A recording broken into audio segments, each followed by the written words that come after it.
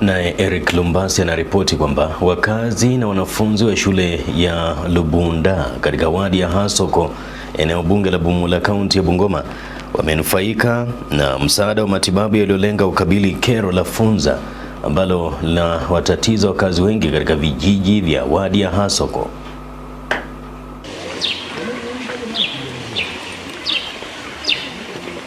Kulingana na Anthony Makanda ambaye ni meneja katika afisi ya mwakilishi wadi wa Hasoko, funza wameendelea kuwavamia wakazi wa kijiji cha Lubunda pamoja na kuathiri shughuli nyingi za kawaida kila siku kijijini humo. Upande wa funza nimeona tulikuwa na changamoto ya funza katika area hii ambayo inaleta changamoto kwa kasi. Kwa hapo nyuma, miaka ambayo imepita hapo nyuma kidogo tulikuwa na hiyo, lakini kwa saizi imepunguka, lakini kwa ile hatari ambayo tunaona bado tuko nayo kidogo, imefanya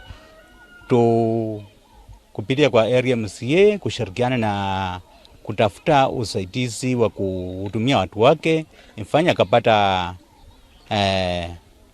huu muungano ukakuja kusaidia kuangamiza, kupunguza kabisa idadi ya chikas katika ward ya Hasoko.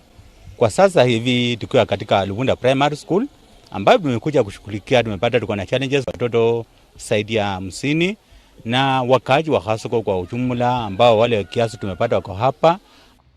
Mkuu wa shule ya msingi ya Lubunda David Echesa ameelezea masaibu ya wanafunzi wake haswa walioathirika na funza, akisema hatua ya matibabu ni afueni kwa wanafunzi hao ambao watatulia sasa madarasani.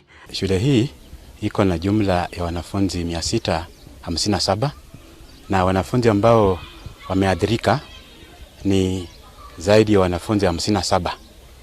Mara nyingi hii shida inawafanya wanafunzi wanakosa kujiunga na shule mara kwa mara, hawaji, na kuna baadhi ya familia ambazo wakati mwingine hawataki kutambua kwamba hao wanafunzi wana hii shida, wakati mwingine hata wanaficha hao watoto. Kwa hivyo naomba tu na washauri wazazi kwamba wakiwa na shida yote, wakigundua kwamba kuna wanafunzi ambao wana hii shida ya funza, wajitokeze ili tuwasiliane na viongozi husika. Kutokana na kero la funza katika vijiji mbalimbali kaunti ya Bungoma, serikali ya kaunti imeraiwa kutenga fedha za kusaidia idara ya elimu kukabili matatizo ya funza miongoni mwa wanafunzi pamoja na kuendeleza elimu ya kukabili uvamizi wa funza kwa jamii.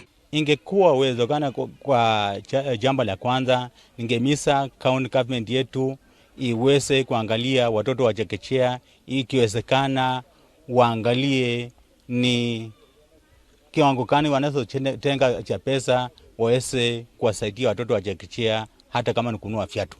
Some hardly attend the school because when they are infected, they can't concentrate, and for those who come, they also again hardly concentrate because it can be painful.